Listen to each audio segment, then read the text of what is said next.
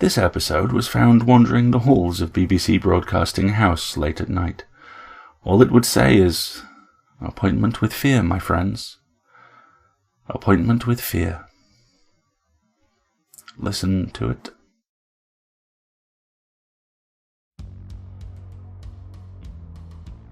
PseudoPod, episode 758, May 21st, 2021. This week's story, Little Worm, by Genevieve Flynn. Hey everyone, welcome to PseudoPod, the weekly horror podcast. I'm Alistair, your host, and this week's story comes to us from Genevieve Flynn.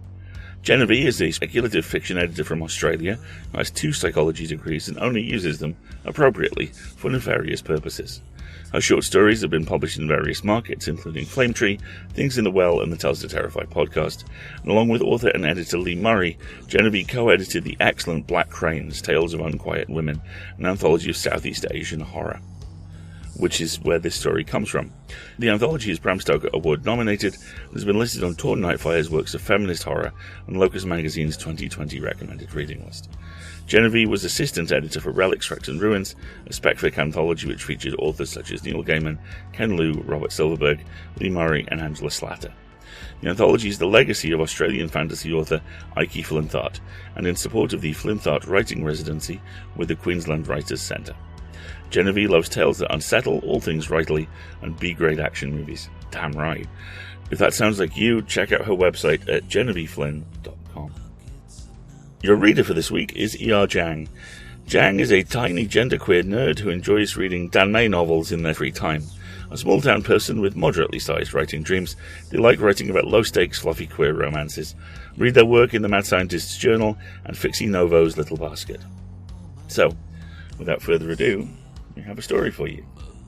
I promise you, it's true.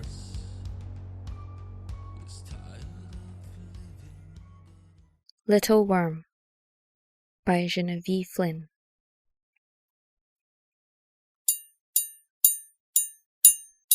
The incessant chiming underscored the cabbie's music and the occasional blare of a horn. Teresa wondered what the hell it was as she braced herself. There were no seatbelts in the back of the taxi. Hopefully, wedging herself tight between her luggage would work just as well. The taxi casually swerved within inches of a looming truck. Teresa's foot jammed down on an invisible brake pedal. Christ! Careful! The Malay cabbie twisted in his seat. Ah? A grin split his face, showing teeth stained yellow with tobacco. Brake lights flashed in front. Watch out! Teresa squeaked. The little man spun with what seemed like infinite slowness. 击败! The cab screeched to a smoking halt. The theory of the luggage wedge didn't hold out, and by the time Teresa staggered out of the taxi at the gate to her mother's house, her lip had swelled like a hot slug. The cabbie deposited her bag beside her feet and took off, trailing tinny music and fumes. Teresa plucked at her shirt, grimacing in the humidity. She looked up the street one way, then the other. Nothing but potted road and endless walls and gates and closing concrete courtyards and 2-story concrete homes. Not a blade of grass to be seen. A bougainvillea sent canes over the side of one wall, vibrantly pink. A thin, colorless mutt lay sleeping in the shadow of another wall. Kuching. Home. Bow, bow! Teresa's mother hurried across the small concrete courtyard and swung open the gate. 34 years old, and her mother still called her baby. Hey, Ma. A brief darkness clouded Chu Hua's face, tightening the skin around her mouth and eyes. Hey, Ma. Che! After all these years. She grabbed Teresa's chin, forcing her face from side to side. What happened? Did that Darren hit you? I knew he was no good. No, Ma. The taxi driver had to brake suddenly. Those Bengalis, Hopeless. He wasn't Indian. He was Malay. Teresa gently pulled away and picked up her bag, stifling a sigh. Even without the 10-hour flight from Brisbane, this visit was going to be exhausting. From the moment Freddie had called, the old weight she had thought to cast off had settled back onto her shoulders. Ma's not right. As usual, her brother didn't bother with niceties. No how's business going, no have you found a Chinese boyfriend yet. In a way, Teresa was glad. The news was bad enough. What do you mean? Teresa asked. Auntie Shi Hong called me and said Ma's been acting weirdly. The neighbors say she prowls around at night. Prowls? What do you mean prowls? The ladies at her church meetings haven't seen her in a month, and Auntie Shi Hong says she's not eating. As her mother led the way into the dark air-conditioned cool of the house, Teresa could see that Auntie Shi Hong was right. Chuhua had always prided herself on her daintiness, exclaiming to anyone who would listen that it was a wonder she could have given birth to such a solidly built daughter. But what had been an enviable fineness had now become frailty. Even in the dim light, the sharp ridges of her mother's shoulder blades visibly tinted the back of her silk dress. "How are you, Ma?" Chuhua waved her hand and detoured into the kitchen. Fine. The sweet green smell of tea drifted from the room. Teresa followed, her stomach tightening. The shelves, groaning with sauces and jars of salted plums and mandarin peel, were the same. The neat stack of plastic takeaway containers still teetered in the corner. The same squat rice cooker took center stage on the counter. How was that thing still going? Teresa pulled up a stool and sat at the mottled jade laminated counter. Chuhua bustled around and poured them both a serve of tea in tiny cups and pushed the plate of almond biscuits forward. "Eat. I made these this morning. Eat while they're fresh." Out of habit, Teresa picked one up. "Freddie called. He's worried about you." Chuhua's wide smile revealed a flash of her former beauty. "Freddie is such a good boy. He always thinks of me. And yet, I'm the one who's sitting in this kitchen." "Is everything okay? You look like you've lost weight." Her mother's mouth pursed. "Something you should consider." Teresa put the uneaten biscuit back. She folded her hands into her lap, looked down, and took a deep breath. "Look, Ma." "Bao?" Chuhua stared over Teresa's shoulder, the corner of her coral lips trembling wetly. "Where are you?" She snatched up the plate and shuffled off towards the hallway. "Bao?" Her voice wavered on the edge of tears.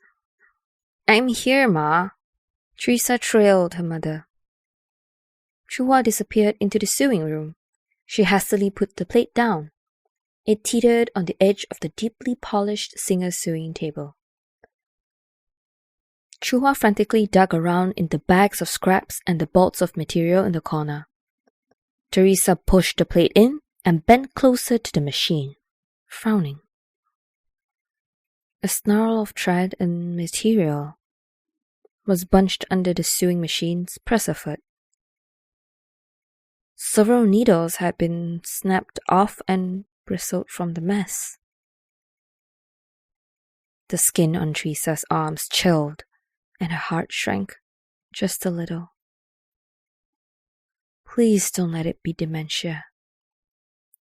Of course, it could be any number of things.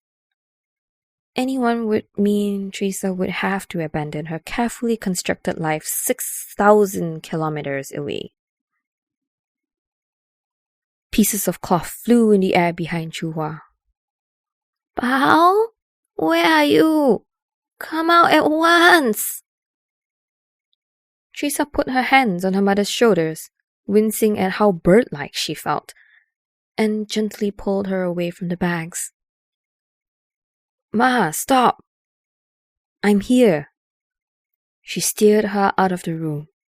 She would tidy up the mess after she got her mother to lie down. Then she'd call Dr. Lee. I'm here, Ma. Bao Bao is here. Chuhua twisted and sneered. You stupid worm. Why would I look for you? As swiftly as the ugly expression had appeared, it vanished, like a turtle, disappearing back below the surface of a pond.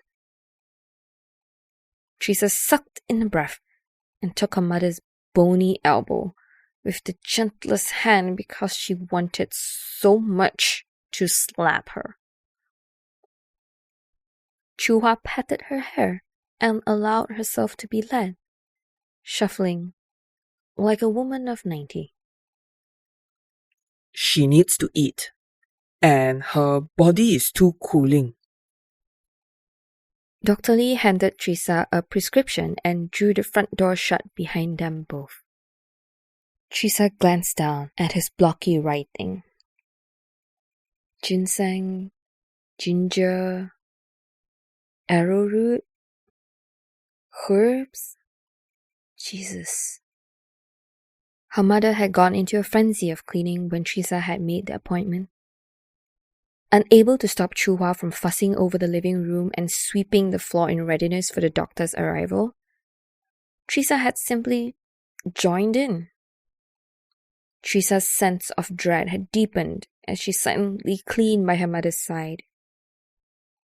The corners of the room were thick with dust, and there were bowls crusted with dehydrated milk powder tucked beneath tables and chairs. Little piles of marbles and cheap plastic toys had been secreted behind doors. It had taken them the full 2 hours before Dr. Lee's arrival to clean the house, and Chuhua had sat after the first manic rush, leaving Teresa to finish the rest. Then, within moments of Dr. Lee's examination, her mother's eyes had drooped, and she now snored quietly on the couch. Teresa folded the thin, crinkling paper and tucked it into her back pocket. What about the odd behavior? Don't you think she needs to be seen by someone, she had been about to say qualified, but changed tack? Someone who specializes in this type of thing? She glanced at the closed door. Dr. Lee took the hint and led the way to his car. She's all alone. She's getting old. She isn't eating. He rested his bag on the top of the boot and fixed Teresa with a stern gaze over his wire-rimmed glasses. She needs her family around her, caring for her, not some quack. He tossed the bag into the back seat and scooted his small frame into the driver's seat. You've been away for too long, Ling Ling, he said, calling her by her Chinese name. It's time you came home and looked after your mother. Hey Angie, so I'm going to be here for a while, at least until I can sort out what's happening with my mom. Teresa stared at the screen and sighed. What more could she say? Angie was her best friend, but she was Australian. Would she understand? Teresa looked around her old room. A few of Freddie's old sports trophies and piano medals had immigrated, but it remained the same as when she'd left for university 16 years ago. She grinned at the photo of herself receiving the academic award in Form 5. That was a severe bowl cut. The taffeta pink dress wasn't much better. Angie would be in stitches if she saw that. Bao! Chuhua called from the living room, her voice weak and tremulous. With a click, Teresa shut her laptop, then straightened the books on her desk. When things were tidy, she got up. There was no need to hurry. It had been a week since she'd come home, and she'd gotten used to the theatrics in her mother's summons. Usually, Chuhua just wanted a fresh cup of tea or to talk about her friends, none of whom Teresa knew. It was 7:15 at night, so more likely, Chuhua wanted her to change the channel from the news to her game shows. As the closing music from the news echoed down the hall, Teresa caught sight of her reflection in the mirror. The face that stared back was blank, vacant, as if the life she'd lived since leaving this house hadn't counted for anything. A week and she was back as her 16-year-old self. What was she doing? Changing channels for someone who lay within reach of the remote? She might as well plonk a bowl on her head, hack off her hair, and climb back into that pink taffeta. She couldn't do this. She wouldn't. She continued down the hall, ignoring her reflection in the pictures hung every few feet. She would tell her mother that she was going back to Australia. There was nothing wrong with Chuhua. Guilt surged. If there was something wrong, she would get in a carer. That was that. There was nothing to say that she had to be the one to look after her mother. The living room was in darkness. Only the blue glow from the TV lit up the top of the plastic-covered sofa and the coffee table. Ma, are you in here? Little worm, fly to the lychee tree. Her mother's singing was soft and tender. It came from the corner nearest the open front door. Her hunched form was outlined by the light from the television. She squatted at the entry, peering out into the darkness. The sickly yellow light from the street lamp didn't quite reach the courtyard, and Teresa couldn't see what was out there. Chuhua reached forward, and Teresa caught the gleam from a bowl and spoon, and the ceramic scrape as her mother scooped up the last bit of food. Likely a leftover congee from dinner. In the shadows, a small body with a large head darted forward and slurped at the spoon. Its eyes swiveled towards Teresa standing in the doorway. With a chirp, it disappeared. Bow, bow! Chuhua cried in dismay. She dropped the bowl and spoon with a clatter and pushed to her feet. The gate clanged and rattled. There was this slight thump as the child landed on the other side, then the pattering of feet, faded away. Chua spun on Teresa. You made me angry until I want to die. Teresa fumbled for the switch and flicked on the light. In the cold brightness, her mother looked shockingly haggard. Her blouse hung agape and her bra was undone. Her breasts hung like used tea bags. Eyes averted, Teresa swiftly tugged her mother's shirt closed. Ma, what are you doing? Even as she asked, she knew there could be no good answer. Chua knocked her hands away and did up her bra and buttons. None of your business. Teresa let her hands drop by her side. Ma, you need help. Nonsense. I do what I like.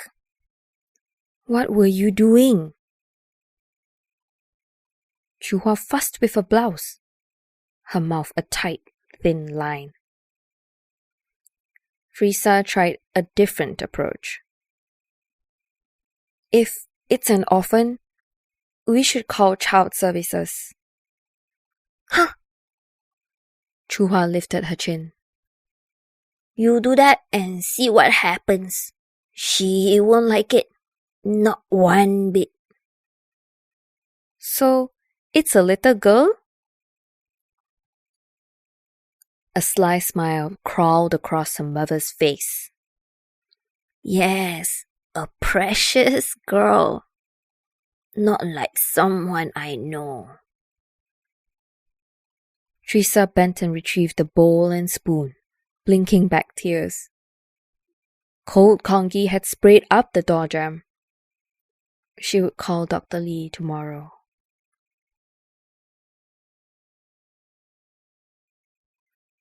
Teresa dialed Freddie's number while she waited for Dr. Lee to turn up. Her mother was in the sewing room, and the reassuring hum of the Singer machine told Teresa she was occupied and not likely to overhear. Hey, sorry I missed you. Leave a message and I'll get back to you. Teresa sighed. She'd been trying all morning and had gotten his answering message each time. Hi, Freddie. Call me back as soon as you can. Bye. Bow, bow. Teresa stuck her phone in her back pocket and left the dining room. Yes, Ma? Chua was bent over the sewing machine, her foot rocking the pedal. The sight brought back a pang so sweet and bitter that Teresa had to stop in the doorway for a moment. She'd spent so many hours playing with her dolls, fashioning clothes out of scraps at her mother's side, while Chua sewed wedding dresses and babies' outfits. Teresa's father had run off with the ama, the maid, when Teresa was 7, leaving her mother with 2 young children, a bundle of gambling debt, and little else. Chua had kept Teresa and Freddie fed and schooled by sitting in this very room, bent over the same machine for countless hours. What's up, Ma? Chua beckoned her in without looking up or pausing the pedal.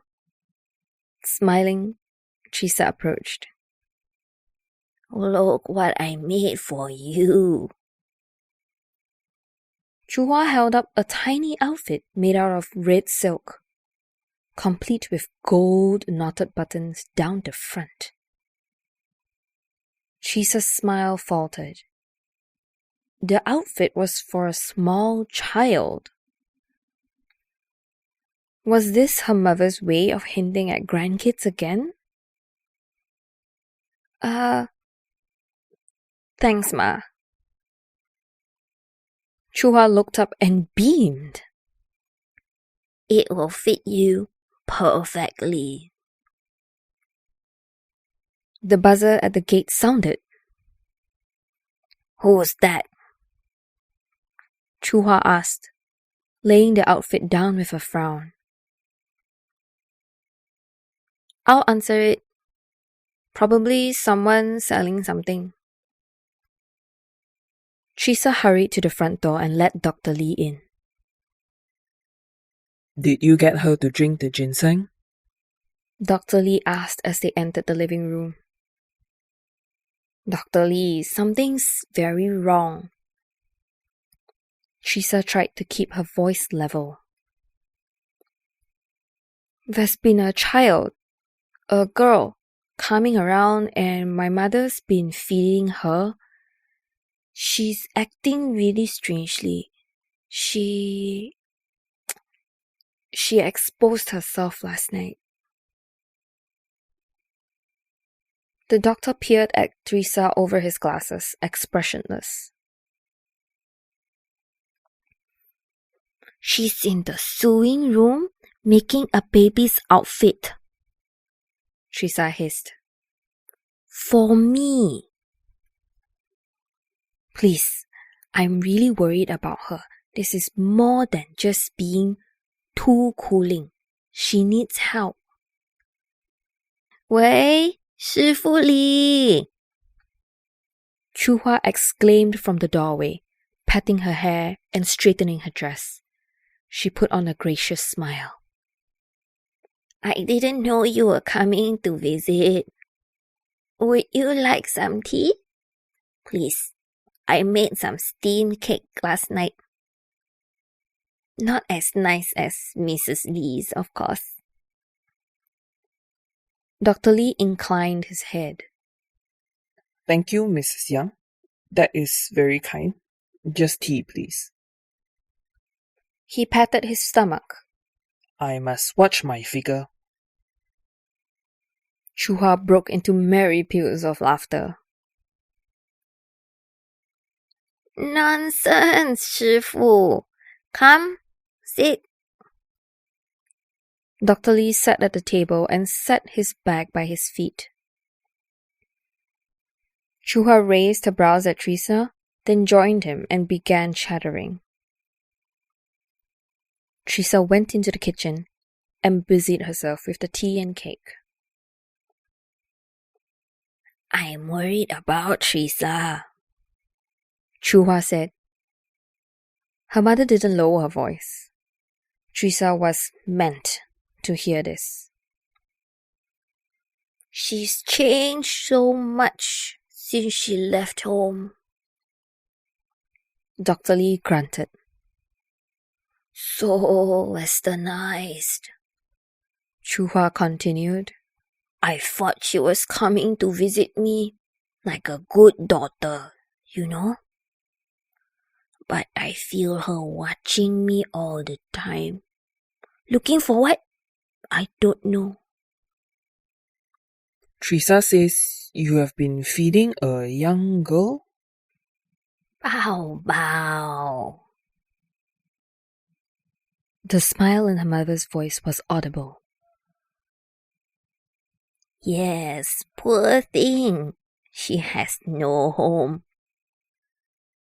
That's very charitable. "We should look after each other, eh? Teresa wants to call child services. Che, that's the Western answer to everything. Pass it on to someone else." Have you noticed any mood swings lately? "Oh yes, plenty. 1 minute she's my sweet daughter. The next minute she's like a stranger." No, Mrs. Yang. I mean for you. Chuhua laughed prettily. "It's a woman's prerogative, isn't it?" So, nothing out of the ordinary? Teresa had heard enough. She went into the sewing room and snatched up the red outfit. "Look at this!" Chuhua and Dr. Lee looked up in surprise. "Dr. Lee, she said this was for me. that it would fit perfectly. It's for a little kid. Chuhua's face twisted into a snarl. She sprang from her chair and lunged for the outfit. How dare you touch what isn't yours? She screeched, slapping Teresa across the face and shoulders. Teresa yelped and dropped the outfit. You're not my real daughter. Chuhua swept up the tiny suit and began tearing at the sleeves, ripping apart the fine stitching, popping off the gold knotted buttons. Dr. Lee watched, open-mouthed. Teresa clutched her stinging face and backed away. When the outfit had been reduced to shreds, Chuhua seemed to return to herself. She patted her wild hair and smoothed her dress. She gave them an unsteady smile. Teresa, where's the tea? Poor Dr. Lee must be parched. She slowly folded sideways, like a dying heroine in a Chinese epic. My mother is graceful in all things, even fainting. Chuhua pitched over and hit the floor with a crack. Teresa sat at the dining table, staring at the insurance claim forms. She felt tired to her bones, and the empty house seemed to be closing around her, reaching into her chest. Chuhua had been admitted to the Sarawak hospital for treatment and assessment. She had not gone quietly, even with a lump on her forehead the size of an egg. The terrified bewilderment on her mother's face had been the worst. The insults and curses had been nothing compared to Chuhua's plaintive cries for help. The hematoma had looked worse than it was, and her mother was in the best place for care if things worsened. After sedating Chuhua and sending her for scans, the doctor at the hospital sent Teresa home. The results of the tests wouldn't be available until tomorrow, and Teresa was of no help while her mother slept. Teresa left yet another message on Freddie's phone, righted the upturned furniture, and cleared away the scraps of red silk. Apart from the claim forms, there was nothing left to do but wait. Teresa went to call her aunt, but the thought of relaying everything that had happened stopped her. Instead, she went into her room and lay down. Rest. She would just rest for a moment. Teresa opened her eyes to darkness. She lay still, staring up at the ceiling. Unless she had slept through it, there had been no call from either Freddie or the hospital. She hoped her mother was sleeping peacefully. She swung her legs over the side of the bed and turned on the light. The house was silent. The old fear of some small thing scuttling in the darkness, watching, billowed in Teresa. It was something that had chased her all through childhood. So much so that she was certain she had even seen its eyes once or twice. In the empty house, the sensation returned with force. She hurried into the living room, flipping lights on as she went. She turned on the television and the closing music for the news came on. Teresa exhaled. Better. Her stomach rumbled, and she realized she hadn't eaten since breakfast. She entered the kitchen and opened the fridge. There was a bowl of rice and vegetables. Boiled ox tongue sat in a takeaway container, black with soya sauce and spices. Teresa shut the fridge and reached for a pack of instant noodles and set the kettle boiling. Little one fly, fly to the light, chee chee. What? How had she gotten home? The voice drifted in from the living room. At first it sounded like her mother's voice, but as the singing continued, Teresa realized it was higher, sweeter, childlike. Teresa stole towards the living room and peeked around the doorway. The side of a large head was visible behind the coffee table, bent as if its owner was playing with something on the floor. It was completely bald, and its skin was tinged green. The creature sang softly to itself. The head suddenly snapped up. Dark eyes widened, and the strange child, no more than a toddler, sprang up, scrambling for the open front door. With a rattling clang over the gate and a thumped landing on the other side, it was gone. Teresa rushed to the gate and swung it open. She looked up and down the road, searching the shadows between street lights. A chorus of barking broke out, widening as each dog took up the alarm. Soon the street echoed with noise, and it was impossible to tell which way the creature was traveling. Heart drumming and chilled despite the thick heat, Teresa locked the gate and dashed inside. She closed the door and turned the deadlock.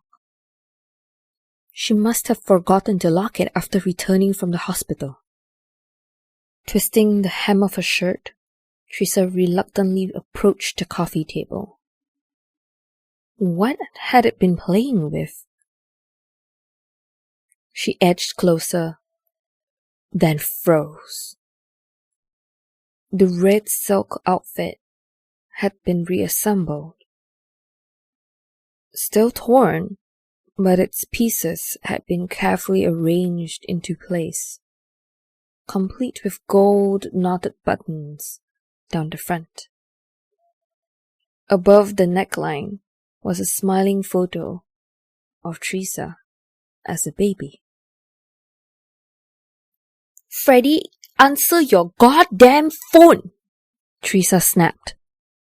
Hanging up, she flung her mobile onto the dining table with shaking hands. What was that creature? Why had her mother been feeding it? What was it doing with her baby photo? Teresa swept up the pieces of red silk and gold knotting. She wrapped the lot in 3 plastic bags and shoved everything into the bin. She almost tossed the photo in as well, but the memory of her mother, poring over each page of the album, exclaiming over each picture, stopped her. She went to the living room, tugged the album from the shelf and brought it back to the table. She flipped to the front and found the empty pocket. Before she could put the photo away, something caught her eye. The picture next to the empty pocket of Teresa's first birthday. Teresa slid the photo free and peered at it. It showed a chubby baby on her mother's lap in front of a birthday cake. The table had been set up outside, and cousins and aunts and uncles were gathered in the back courtyard. She'd been sick that day, and her face was teary and red as Chuhua held her for the blowing out of the single candle. In the background, amidst the balloons and people, was a green tinged blur. It looked like a toddler with an overly large head. Chuhua's face was turned from the camera. She seemed to be looking at the blur. The phone rang, strident and vibrating harshly across the foam marble surface. Teresa uttered a breathless shriek and dropped the photo. With a shaky exhale, she grabbed the phone. Auntie Shi Hong. Hello? Ling Ling? What happened? Mr. Teo, your mother's neighbor said Chuhua was taken away in an ambulance. He said she was screaming. What did you do? Mom had a fault. There's something really wrong with her, Auntie. So what? You sent her away? Auntie, she went completely off the rails today, then fainted.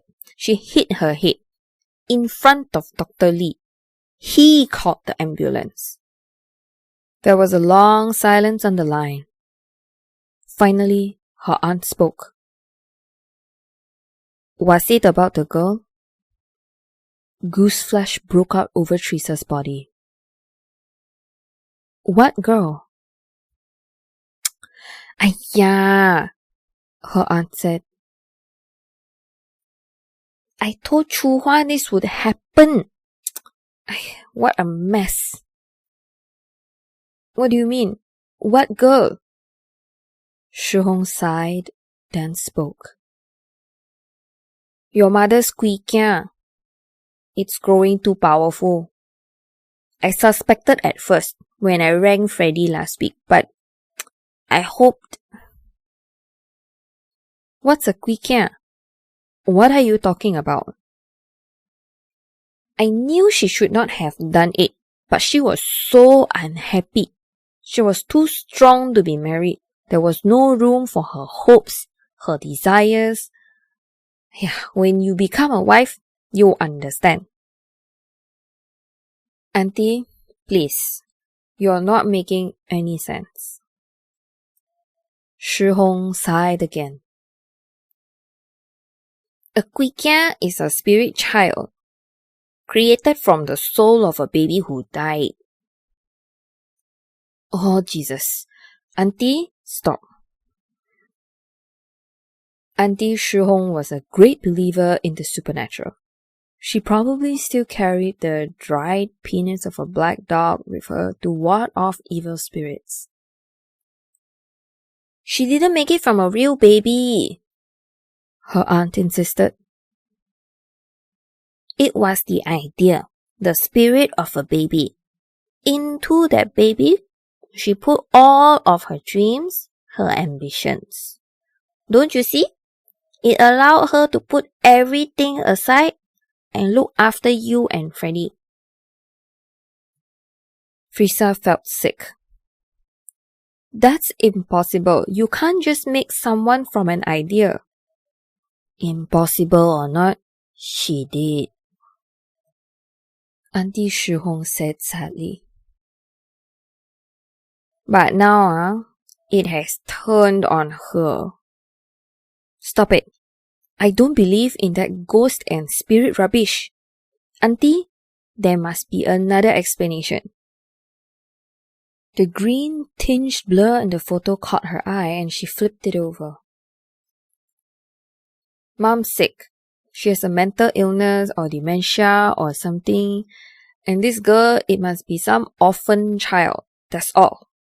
The rest of this is just silly superstition. You must listen to me, Shi Hong said. When a Kwikia is first made, it's easily controlled. But as time goes on, it becomes stronger and stronger. Chuhua has been alive for 38 years. Anger boiled up inside Teresa. Have you been feeding her this nonsense? Do you realize what it's doing to her? Teresa, if it senses Chuhua is trying to get rid of it. Auntie, enough. Something rattled outside in the courtyard. Teresa looked up, suddenly aware of the dark corners in the room and the shadows outside the windows. Teresa? Hello? Teresa covered the phone and crept to the window beside the front door. Sweat broke out across her top lip as she reached for the curtain. It would just be a stray cat. There were thousands of strays in the city. It wasn't called kucing, the Malay word for cat, for nothing. Teresa, you must find the jar. Teresa disconnected. The last thing she needed was her aunt's superstitious ravings driving her anxiety through the roof. She whipped back the curtain and glared out into the night. Nothing. Just as she thought.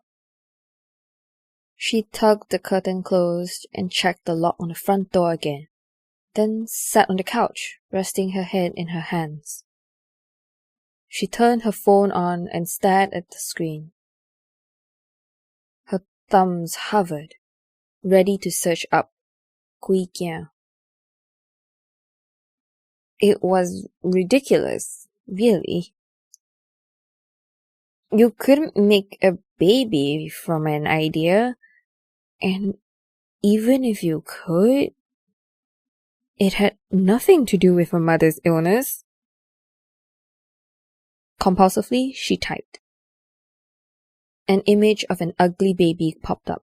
There were several versions, some green-skinned, some grey, some with red eyes, some with cloudy eyes, some with pointed ears, some with sharp teeth, all with enlarged heads.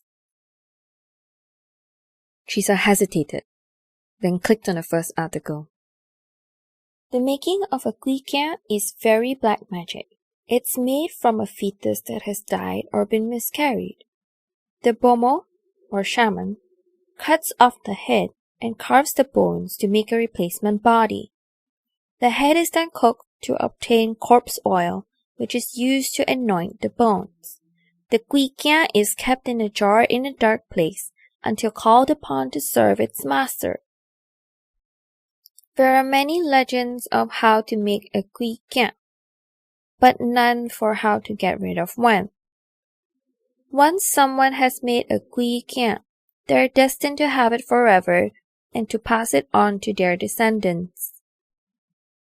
Teresa switched off her phone and wiped her hands on her jeans, her skin crawling.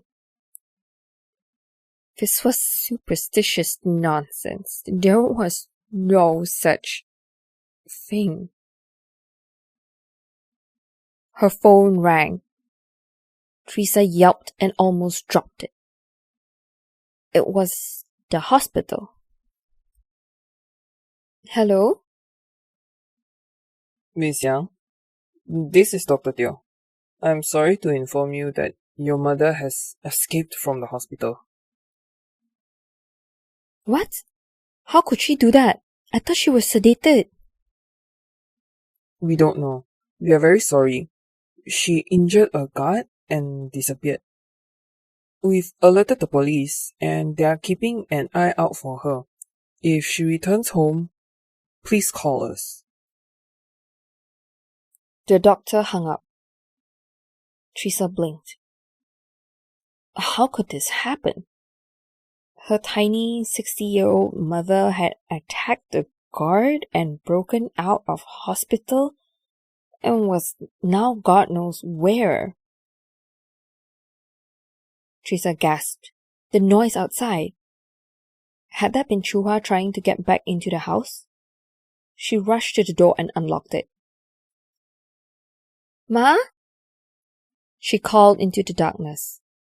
There was nothing moving in the dirty yellow circle of light of the street lamp. She swiped the torch function on her phone and swept the harsh white beam across the courtyard. Nothing.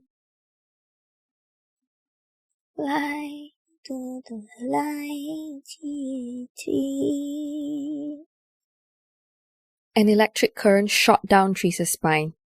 The singing was coming from the back courtyard.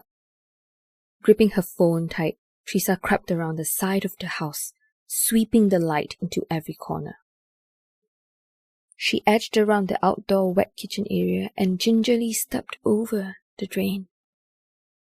She followed the melody to the small shed tucked into the corner of the garden, beneath the shade of the pomelo tree.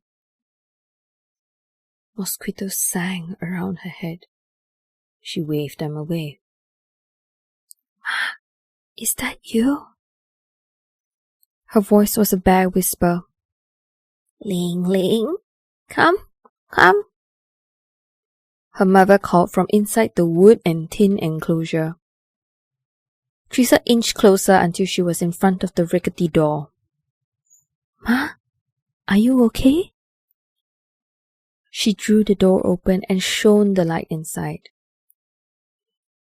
Ice slivered over her neck and back, drawing goose pimples across her body. Chuhua squatted on a small stool, cradling the Guiqian across her lap. The creature was pressed to her breast. A filthy cot sat in one corner, filled with tatty dolls and stuffed animals. The sound of contented suckling came from the creature. Teresa's mother swayed unsteadily. In the severe light from the phone, she looked ashen, drained. The bruise on her forehead stood out in stark contrast. Huh? Can you come out? Teresa asked quietly. Not until Bao Bao has been fed. Chuhua's eyes drooped, and she wobbled on the stool. The Guiqian's tiny hands tightened viciously on her flesh. Chuhua winced. Shh, it's all right, she muttered faintly. Ma, you have to put it down. There was a hole leaning against the side of the shed. Teresa reached for it. You have to let it go. Chuhua smiled dreamily. But I love her so. I should never have tried to abandon her. Please, Ma. I can't let her die. Chuhua's face crumpled with sudden tears. I can't.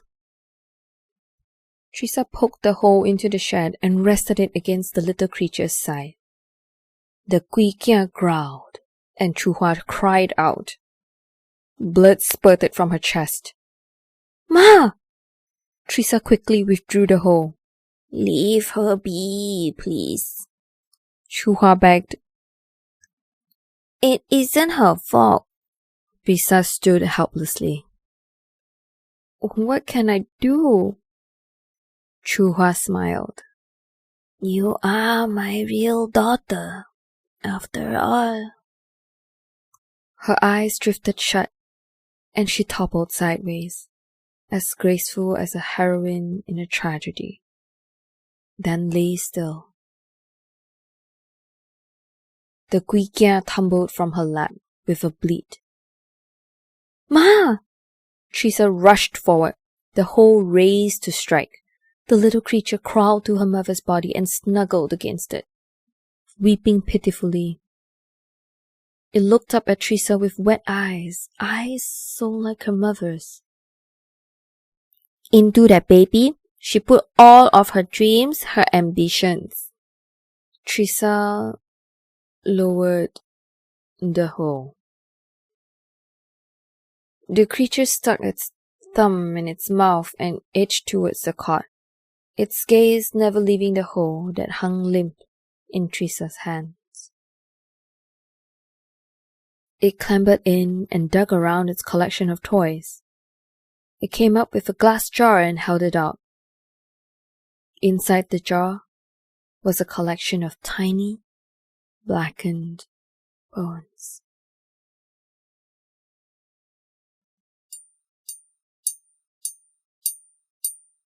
Teresa sat in the back of the taxi, oblivious to the cab's alarm signaling that they were exceeding the speed limit.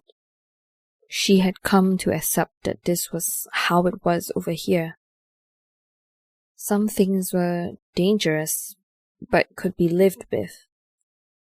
She checked her flight ticket again, and smiled even as tears rolled down her face. She was going home. The glass jar, of course, was not with her.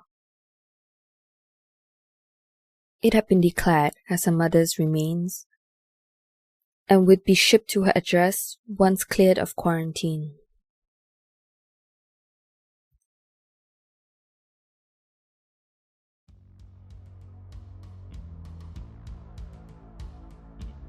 As we always do, my first instinct here is to look for the horror, and as is always the case, find horror is a prism. There's the horror of aging and being seen to age. The moment you realize you dropped a step, lost a beat. The moment your self-image and yourself separated, never quite recombined the same way. We get practice runs to this throughout our lives, and I still remember 20 years ago a friend of mine pointing out that suddenly we had pasts. Ejected from the book of the long now and suddenly en route somewhere else after never quite setting off. As there, here, with all the terrors and hopes that goes with it. But here that's just the start. There's also the horrific desecration of a baby's corpse at the core of this story. Worse still, there's the fact it went unnoticed for so long, an atrocity hiding in plain sight, knowing full well that if we see it, it's doomed, but how unlikely it is to be seen at all. And then there's what the Quikia is. Obligation. The crushing weight of family history expressed not through duty or a gene that switches the wrong way, but through the awful crushing weight of a parasite not close to done feeding. Of a mistake made in the past with no end date, the world not ending, but the world never being or looking the same, because now you know what your family went through to get here. Now you have an inkling of what you may be about to go through too. Unblinking, heavy with implication and wit, and very much one of my favourite stories so far this year. Thank you both. We're now paying associate editors who are slush readers and the first line of contact for every magazine and author. They're the unsung heroes of the industry, so we're singing them. We're currently paying all 4 shows associate editors at a reduced rate, because we aren't quite at the target donation yet, but it was time to get this done. So we still need your help, especially as in addition, you do pay for everything else. Stories, staff, tech, you name it. And really, we need 2 things from you if you can give them. Money and time. For time, it's easy. Did you like this story? Then talk about it on social media, leave a review, anything like that helps like you would not believe. Money, literally the only thing that helps more. You can subscribe and get free audio goodies from as little as $5 a month through either Patreon or PayPal. And if you have Amazon Prime, go to escapeartists.net/Twitch and we will walk you through a way for you to give us $5 a month for free.